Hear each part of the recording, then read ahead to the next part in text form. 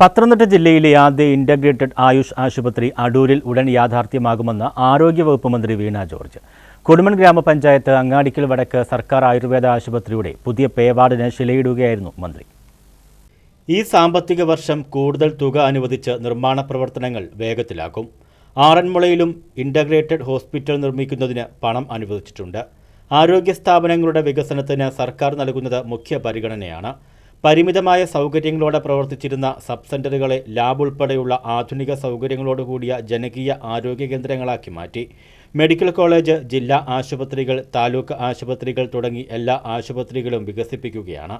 2023-2024 ആശുപത്രി അപ്ഗ്രഡേഷൻ പദ്ധതിയിൽ ഉൾപ്പെടുത്തിയാണ് കൊടുമൺ ആയുഷ് ആശുപത്രിക്ക് 1 കോടി രൂപ അനുവദിച്ചത്.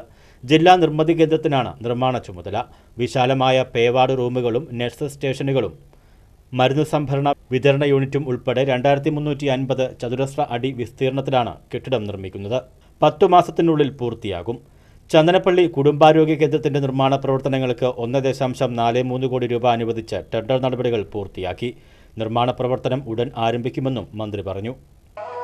ഈ നാട്ടിലെ ഏറ്റവും പ്രധാനപ്പെട്ട സർക്കാർ സ്ഥാപനം ഇതാണ്.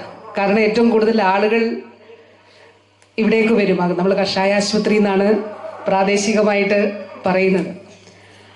അപ്പോൾ നമ്മളൊരു ആദ്യം രജിസ്റ്റർ ചെയ്യപ്പെട്ട സർക്കാർ സ്ഥാപനം ഇതാണ്.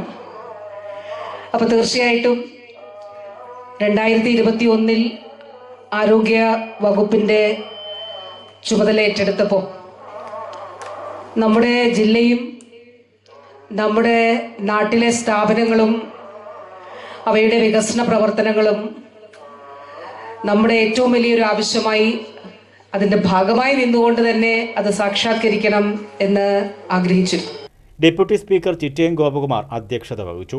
ജില്ലാ panchayat vice president Beena Prabha, Parakode block panchayat president R Thulaseedharan Pillai, ആരോഗ്യ വിദ്യാഭ്യാസ സ്റ്റാൻഡിംഗ് കമ്മിറ്റി അധ്യക്ഷൻ RB രാജീവ്, കൊടുമൺ ഗ്രാമപഞ്ചായത്ത് president KK Sreedharan, vice president S Dhanyadevi, ആരോഗ്യ വിദ്യാഭ്യാസ സ്റ്റാൻഡിംഗ് കമ്മിറ്റി അധ്യക്ഷൻ C പ്രകാശ് തുടങ്ങിയവർ പങ്കെടുത്തു.